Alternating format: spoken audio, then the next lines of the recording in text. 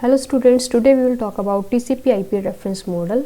This topic is taken from data communication and networking and it is useful for BSc second year students. It is also useful for MC and BCA students. So these are the contents that we are going to discuss during this video lecture. First of all, the introduction, and then the TCP/IP model itself. Then the layers, there are 4 different layers in TCP/IP reference model, and then we will compare the OSI reference model with TCP/IP reference model, and then relationship between layers and addresses in TCP/IP model. TCP/IP reference model is a 4-layered suite of communication protocol. इसमें 4 layers होती हैं. इससे पहले हमने OSI reference model पे एक video किया था. उसके अंदर मैंने आपको बताया था कि OSI रेफरेंस मॉडल में आपके पास 7 लेयर्स होती हैं, 7 लेयर्स होती हैं. हर लेयर कुछ सर्विसेज प्रोवाइड करती हैं. ये लेयर्स फिजिकल नहीं होती, यानी कुछ विजिबल या आपके पास ऐसे कोई हार्ड फॉर्म में आपके पास लेयर नहीं होती. ये सिर्फ एक कंसेप्ट है जो आपको बताता है कि ये सर्विसेज हम एक नेटवर्क के अंदर प्रोवाइड कर सकते हैं. It was developed by department of defence in 1960 as a project.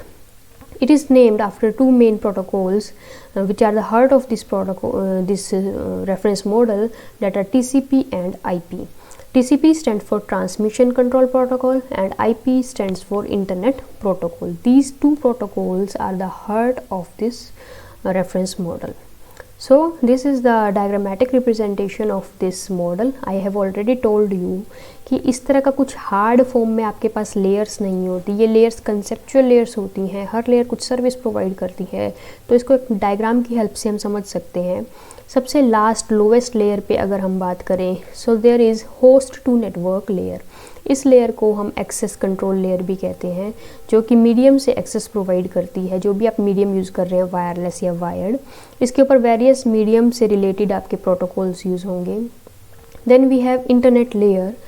Internet layer पे इंटरनेट प्रोटोकॉल होगा, साथ में उसके कुछ हेल्पर प्रोटोकॉल्स होते हैं जिसके बारे में हम बात करेंगे डिटेल में. Then we have transport layer. Transport layer में हमारे पास कुछ प्रोटोकॉल्स होते हैं, TCP, UDP एंड SCTP. इसके बारे में डिटेल में बाद में बात करेंगे. Then application layer. Application layer वो होती है जो डायरेक्टली यूज़र की एप्लीकेशन से डील करती है. वहाँ पर जो भी आप प्रोटोकॉल्स फॉलो करते हैं वो इस लेयर पे काम करते हैं. So in sum we can summarise that we have 4 layers और 4 division of labour layers in TCP/IP. First or the last, we can say the lowest layer is host to network layer. It is the lowest layer that is concerned with the physical transmission of data. TCP/IP does not specifically define any protocol here, but it supports all the standard protocol like Ethernet, like ATM. Any protocol that combines that connects us with the medium works here.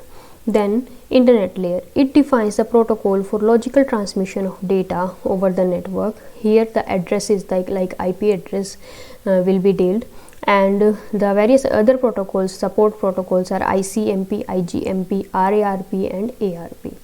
Transport layer. It is responsible for error-free end-to-end delivery of data, and the protocol here are TCP and UDP and some more protocols that we will discuss. Then application layer. Application layer is the topmost layer where the user actually works, and it provides the interface between the host and the programs with the transport layer services. This layer includes all high-level programs like Telnet, DNS, HTTP, FTP, SMTP, etc. Host to network layer. Host to network layer is the lowest layer, as I have already told you. It is the lowest layer of TCP/IP model, and it is concerned with the physical transmission of data.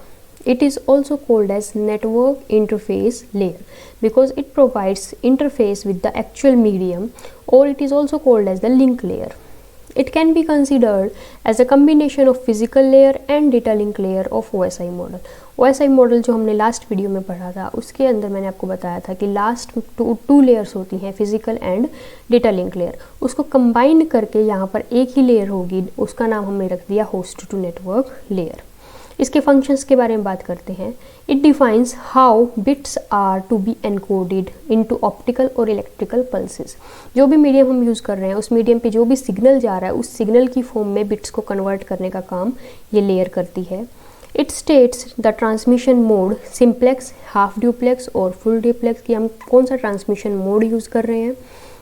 Then it states the topology कि topology network के अंदर कौन सी use की गई है।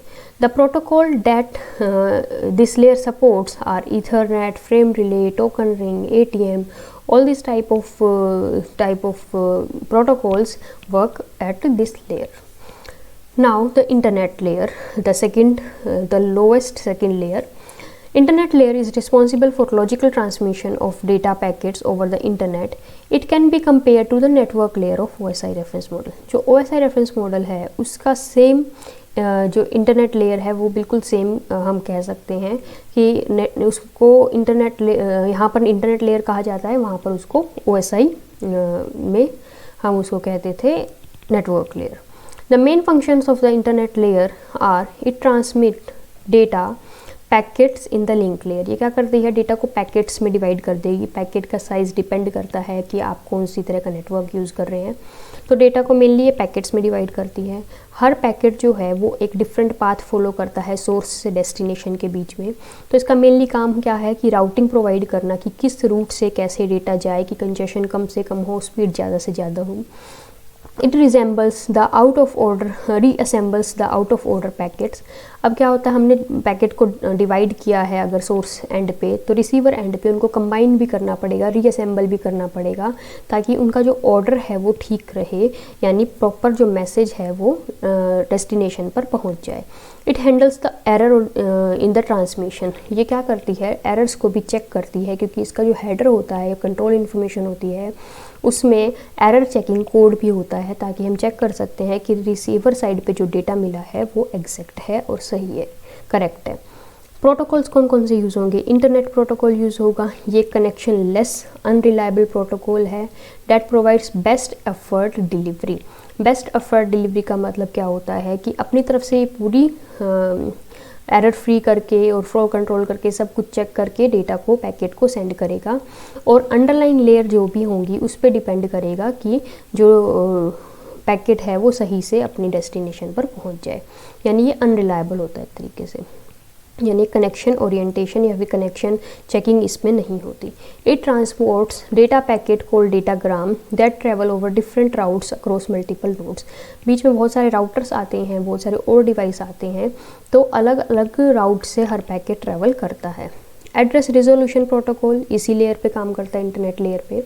जो ये एड्रेस रिजोल्यूशन प्रोटोकॉल है ARP, इसका क्या काम होता है, देखो जो इंटरनेट लेयर होती है उस पे जो एड्रेस होता है उसको हम कहते हैं लॉजिकल एड्रेस या IP एड्रेस। तो IP एड्रेस हर इंटरनेट लेयर को पता होगा, लेकिन एक्चुअल डेटा किसी ना किसी मशीन पे जाएगा, उस मशीन का कुछ फिजिकल एड्रेस भी होगा। तो ARP यानी एड्रेस रिजोल्यूशन प्रोटोकॉल क्या करता है, उस लॉजिकल एड्रेस को कन्वर्ट कर देता है उस फिजिकल एड्रेस में, ताकि एक लॉजिकल एड्रेस से डेटा निकले और एग्जैक्ट मशीन के ऊपर जाए, और मशीन का एक फिजिकल एड्रेस होता है। Then we have reverse address resolution protocol. कई बार क्या होता है, हम सिस्टम को रीबूट करते हैं, रीस्टार्ट करते हैं, तो उस टाइम पर उसको फिजिकल एड्रेस का तो पता होता है, यानी मशीन को अपना जो NIC कार्ड है, जो चिप है, उसका एड्रेस तो पता है, लेकिन उसका जो लॉजिकल एड्रेस है या फिर IP एड्रेस है जो उसको इंटरनेट से कनेक्ट करता है, उसके बारे में नहीं पता होता। तो जो ARP करता है उसका अपोजिट काम RARP करता है। ये क्या करेगा, ये फिजिकल एड्रेस को लॉजिकल एड्रेस में कन्वर्ट करता है। Then we have ICMP as the name suggests, internet control message protocol. तो ये कुछ कंट्रोल मैसेज प्रोवाइड करता है, जैसे डेस्टिनेशन रीचेबल है या नहीं है, राउटिंग जब आप कर रहे हैं तो उसके लिए आपको राउटर सोलिसिटेशन करनी है या नहीं करनी। तो इस तरीके के कुछ कंट्रोल मैसेजेस या एरर मैसेजेस प्रोवाइड करता है या क्वेरी मैसेजेस प्रोवाइड करता है। Then we have internet group message protocol. अब कई बार हमारे पास फैसिलिटी होती है ग्रुप क्रिएट करने की, जैसे ईमेल अगर आप सेंड कर रहे हैं तब आप ग्रुप्स बना सकते हैं, व्हाट्सएप मैसेज अगर आप कर रहे हैं तब भी आप ग्रुप्स बना सकते हैं। तो जब इस तरह के ग्रुप्स बनते हैं तो हमारे पास एक स्पेशल प्रोटोकॉल होता है, इंटरनेट ग्रुप मैसेज प्रोटोकॉल, जो कि ग्रुपिंग को कंट्रोल करता है। Then we have transport layer. Transport layer is responsible for error-free end-to-end delivery of data from source host to destination host, it corresponds to the transport layer. जो OSI reference में transport layer हमने पढ़ी थी, same transport layer होती है TCP/IP के अंदर, कोई चेंज नहीं होता उसके अंदर। वही प्रोटोकॉल जो इम्पॉर्टेंट है हमारे पास, TCP प्रोटोकॉल है, एक UDP प्रोटोकॉल है, एक SCTP प्रोटोकॉल है, जो इस लेयर पे काम करते हैं।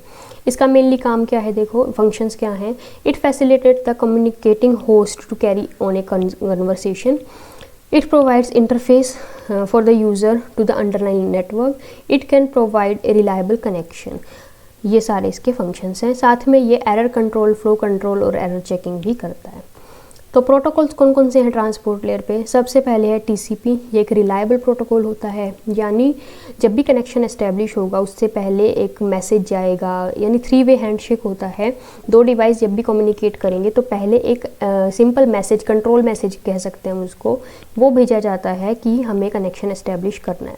उसके बाद रिसीवर एंड पे मैसेज आएगा एक्सेप्ट और डिक्लाइन, या इस तरह का ही कुछ एक मैसेज आएगा, जिससे जो रिसीवर है उसके पास पावर होती है कि वो उस कनेक्शन को एस्टेब्लिश करे या ना करे।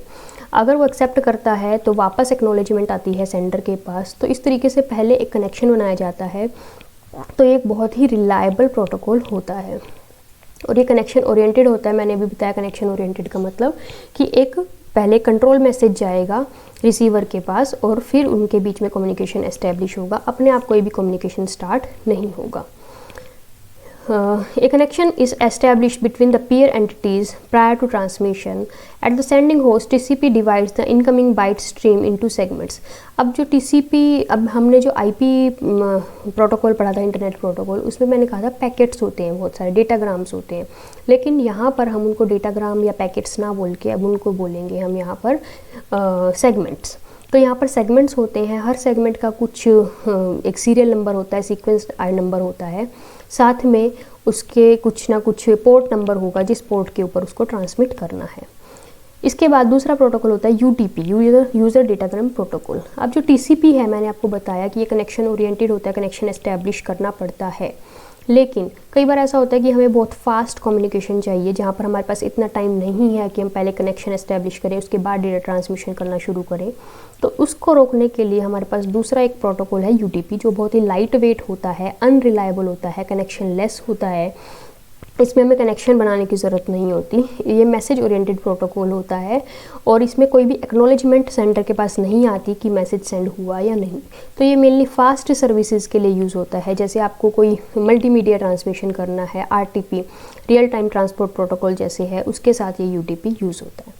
Then next is stream control transmission protocol. ये जो प्रोटोकॉल है ये TCP की तरह ही काम करता है और UDP की तरह ही काम करता है, लेकिन साथ में ये मल्टीमीडिया ट्रांसमिशन के लिए यूज़ होता है। जब आपका डेटा मल्टीमीडिया हो, यानी ऑडियो वीडियो की फॉर्म में हो, तब आप stream control transmission protocol use करते हैं। यानी ये फास्ट है UDP की तरह, लेकिन कनेक्शन एस्टेब्लिश करवा सकते हैं TCP की तरह। तो ये दोनों का मिक्सअप काम करता है और मेनली मल्टीमीडिया ट्रांसमिशन के लिए यूज है। The application layer, the topmost layer of TCP/IP model.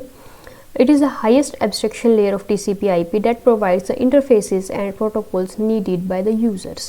It combines the functionality of the session layer, presentation layer and application layer of OSI. OSI में हमने 3 लेयर जो टॉप मोस्ट पढ़ी थी, उन तीनों का कम्बिनेशन हमने मिला दिया और उसको एक नाम दे दिया application layer. Functions of application layer are: it facilitates the user to use the services of the network. It is used to develop network-based applications like login functionality, like name resolution, formatting messages, emails, transfer of files, etc. It is concerned with error handling and recovery of the message as a whole. Various protocols जो इस layer पे use होते हैं, HTTP हम सब use करते हैं, जो भी हम वेबसाइट ओपन करते हैं उससे पहले हम HTTPS यूज़ करते हैं, जो कि वेब सर्विसेज प्रोवाइड करता है, यानी वेब को एक्सेस करने के लिए यूज़ होता है। Then we have file transfer protocol, जिसके अंदर कोई भी हैवी फाइल्स हैं वो सर्वर्स के बीच में डायरेक्टली ट्रांसमिट होती हैं। Then we have simple mail transfer protocol SMTP, जो कि बैकग्राउंड में यूज़ होता है ईमेल सर्विसेज के लिए। Then we have DNS, domain name service, जैसे हमने कोई भी वेबसाइट यूज़ की, उस वेबसाइट का कुछ नाम अलग होता है लेकिन उसका IP एड्रेस अलग होता है, तो उस नाम को उस IP एड्रेस से मैप करने का काम करता है DNS। Then we have telnet. Telnet होता है टेलीफोन नेटवर्क जो कि थोड़ा रिमोट नेटवर्किंग के लिए यूज़ होता है, bidirectional text oriented services provide करता है। Then we have SNMP that is simple network management protocol. ये मैनेजिंग मॉनिटरिंग नेटवर्क के लिए यूज़ होता है ताकि उसकी परफॉर्मेंस जो है वो डिग्रेड ना हो और परफॉर्मेंस को मेंटेन करने के लिए यूज़ होता है। सो ये 4 लेयर्स हमने की। अब कंपेयर करते हैं OSI रेफरेंस मॉडल को और TCP/IP रेफरेंस मॉडल को। तो इस तरफ आप देख रहे हैं OSI रेफरेंस मॉडल है हमारे पास, यहाँ पर 7 लेयर्स हैं। अपोजिट साइड पे TCP/IP मॉडल है, यहाँ 4 लेयर्स हैं। जो बॉटम 2 लेयर्स है फिजिकल और डेटा लिंक लेयर, ये कंबाइन हो गई और इसको हमने नेटवर्क इंटरफेस लेयर या फिर होस्ट टू नेटवर्क लेयर बोल दिया। यहाँ पर जो डेटा होगा उसको हम बिट्स या फ्रेम्स में डिवाइड करेंगे और यहाँ पर अलग अलग था बिट्स एंड फ्रेम्स, अलग अलग लेयर्स पे थे। जो नेटवर्क लेयर है वो यहाँ बन चुकी है इंटरनेट लेयर। यहाँ पर पैकेट्स होते हैं, यानी जो डेटा होता है उसको पैकेट्स में डिवाइड किया जाता है। उसके बाद ट्रांसपोर्ट लेयर थी, यहाँ पर भी सेम है ट्रांसपोर्ट लेयर। यहाँ सेगमेंट्स बनते हैं दोनों साइड पे। OSI रेफरेंस मॉडल में भी हम उनको सेगमेंट्स कहेंगे, TCP/IP में भी हम उनको सेगमेंट्स कहेंगे। जो प्रोटोकॉल्स यूज़ होते हैं वो TCP और UDP हैं, जो मैंने आपको बताया। इसके बाद जो टॉप मोस्ट 3 लेयर्स हैं OSI की, session layer, presentation layer and application layer, इसके जितने प्रोटोकॉल्स जो होते हैं उनको कंबाइन करके यहाँ पर एक सिंगल लेयर बना दी, that is called as application layer. और जो एक्चुअल डेटा होगा वो यहाँ ट्रांसमिट होता है। इसमें ये सारे काम होते हैं जैसे कंप्रेशन एनक्रिप्शन का या फिर HTTP FTP प्रोटोकॉल्स वगैरह। तो ये सारे काम यहाँ पर कंबाइन कर दिए एक सिंगल लेयर के अंदर। So I hope this figure clears all the doubts that how OSI works and how TCP/IP works. Relationship of layers and addresses. Now each layer has some different kind of address to identify the source and the destination. At the lowest layer we can say that interface layer we have the physical address. Physical address को MAC address भी बोला जाता है, medium access control address. ये 48 bits का एक address होता है, 48 बिट्स का एड्रेस होता है। इसका एग्जांपल यहाँ पर दिया हुआ है। इसको हमने हेक्साडेसिमल नोटेशन में लिखा है, इस वजह से ये इस तरह का दिख रहा है, लेकिन जब आप इसको बिट्स में कन्वर्ट करेंगे तो 48 बिट्स बनेंगी। देन नेटवर्क लेयर पे जो एड्रेस होता है उसको हम कहते हैं IP address. IP address 32 bit का होता है। इसको हम न्यूमेरिक फॉर्म में कन्वर्ट करके लिखते हैं 4 इसके सेगमेंट्स बना के। तो इसको इस फॉर्म में लिखा गया है, लेकिन एक्चुअल में जब आप बिट्स में कन्वर्ट करेंगे तो ये भी 32 बिट्स का होगा। देन ट्रांसपोर्ट लेयर जो है उस पे जो एड्रेस होता है उसको पोर्ट एड्रेस बोला जाता है। ये पोर्ट एड्रेस 16 बिट्स का होता है। जैसे यहाँ पर आपको बताया भी गया है कि वेल नोन पोर्ट, 2 तरह के पोर्ट होते हैं, वेल नोन पोर्ट और dynamic port. Well known port वो होते हैं जो पहले से फिक्स है किसी सर्विसेज के लिए, जैसे HTTP के लिए फिक्स है 80 पोर्ट नंबर होता है। तो ये फिक्स पोर्ट नंबर हैं जो वेल नोन सर्विसेज के लिए यूज़ होते हैं।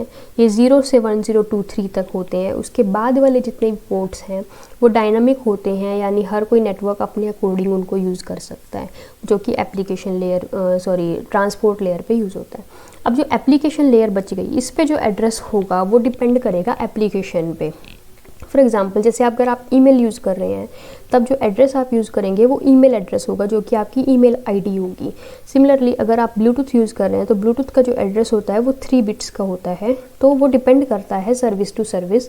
इस वजह से जो एप्लीकेशन लेयर के जो एड्रेसिंग होती है वो डिपेंड करती है सर्विस टू सर्विस कि आप कौन सी तरह की एप्लीकेशन यूज़ कर रहे हैं। These are the references that I have gone through and you can go through for further studies. One is the tutorials point, that is a web platform for learning, and the book that I am following is the Data Communication and Networking by Forozan.